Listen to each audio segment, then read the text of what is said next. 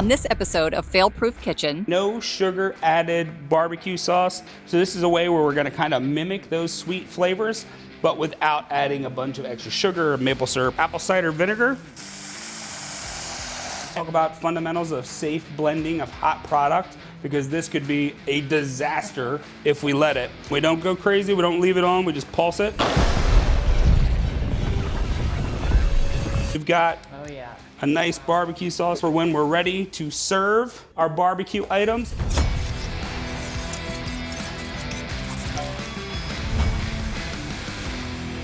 welcome to Fail Proof Kitchen. My name is Jenna Fail. And I'm Chef Robbie Jester, winner of Pressure Cooker, Guys Grocery Games, and Beat Bobby Flay. And we're gonna make my no sugar added barbecue sauce. It is a great, healthier way to kind of enjoy that. I'm a sauce person, I don't know about you. I'm very much a sauce person. Saucy as they get. I like sauce on my stuff. So this is a no sugar added barbecue sauce. You know, barbecue sauce is one of those condiments that can kind of sneak up on you, especially if you're trying to live a healthier lifestyle. Yeah. You got all the brown sugar barbecues and the bourbon barbecues and all that stuff. So this is a way where we're gonna kind of mimic those sweet flavors, but without adding a bunch of extra sugar or maple syrup or anything like that.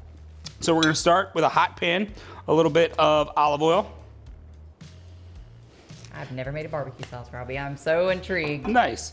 So we're gonna start with some onions. We have sliced onions here. They're sliced nice and thin, so they cook quickly. But one of the key elements to this sauce is going to be, we need to caramelize these onions. Okay. So we're gonna bring out the natural sugars in these onions, and that's gonna add a sweet characteristic where we're not adding in additional sugar, but the natural sugar of what we're putting in here is gonna help to flavor it and sweeten it up a little bit. The other trick that we're gonna use here is we're gonna add some sweet spices, in this case cinnamon.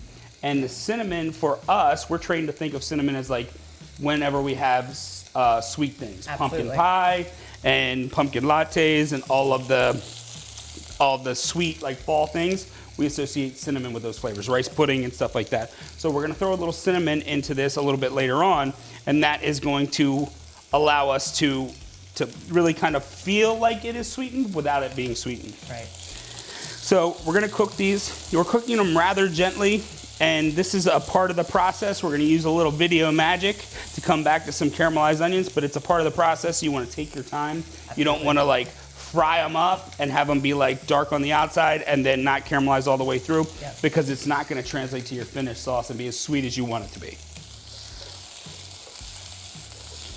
All right, so now we have the video magic. We have our caramelized onions. We're gonna start to build the rest of our sauce. So I'm gonna use your little guy here. Nice. A little garlic press action. And then this guy. Get our garlic in there. Our onions are nice and caramelized, but we don't want that to happen to our garlic, because on garlic, that's gonna taste more like bitter than it is sweet. So we're gonna mix that around a little bit. Now we're gonna add our sweet seasoning, our cinnamon in there, because we want to give the cinnamon a chance to incorporate in the onions, but we also want the cinnamon to toast just a little bit. We're going to add our apple cider vinegar. And this is a process that we're calling deglazing the pan. So any of the sugars from the barbecue sauce or from the onions that have stuck to the pan, they're going to come loose, and we're making kind of like this caramelized onion, nice, delicious, very flavorful like broth. We're gonna season it right now with a little salt and actually a pinch of cumin. And cumin is gonna give it kind of like that Southwest barbecue sort of taste to it. Then we're gonna come in with our canned tomatoes. Juice and all, these are diced tomatoes. You could use whole tomatoes, but if you do that, just make sure that you crush them up a little bit, because you don't want it to cook, all the liquid on the outside of the tomatoes to cook, and then when you puree it, any of the liquid inside the tomato to then thin your sauce out and really kind of like dampen your parade. So we're gonna cook this down for probably another, I mean, it really could go a long time, but we're gonna cook it for probably another 15 minutes. All right, so we've let this cook down. It's got some nice sweetness to it. You wanna make sure that you taste it. You could cook this for hours and it gets super like sweet and delicious. I like it to be more of like a Carolina style sauce where it's got a little bit of some punch from vinegar. So we're gonna take it, we're gonna puree it. So we're gonna puree it in a blender. I'm gonna talk about fundamentals of safe blending of hot product, because this could be a disaster if we let it. But if you had just an immersion blender, one of the little stick blenders that just goes in, you could do that. Also, if you're fine with chunks of tomatoes and you like the rustic look, you could take like the grandma mashed potato masher and mash it in there as well. I would probably do it earlier in the cooking process rather than later, so it breaks down as much as possible. So we're gonna take this, we have our hot sauce, we have our blender here. I'm gonna pull it off. I'm gonna pour this away from me so that I'm not pouring it towards myself where it pops up in my face. I'm gonna pour it away from me to be safe. Oh, that smells good. All right, and it's super hot, so this is the part where we need to be careful about what we're doing. So we're gonna actually go in with a little bit of our oil just to soften some of those vinegar flavors, but not go crazy with it. It's also gonna smooth it out. So we're gonna click this into place. We're gonna put the lid on.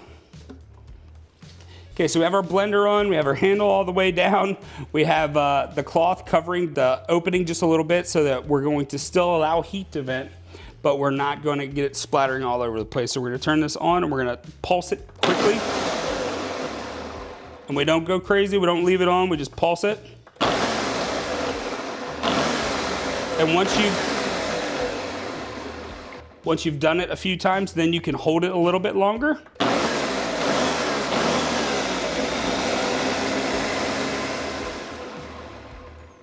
And that's all we need. We've minimized the mess. We have a good consistency for our barbecue sauce.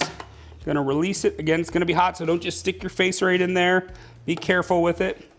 If you look at that, we've got a nice barbecue sauce. We can go back in our pan and save this for when we're ready to serve our barbecue items. So check us out for another episode where we actually make beautiful barbecue food to serve this with. Next time on Fail Proof Kitchen, we're gonna be doing a little installment we like to call Smoke 'em if you got 'em.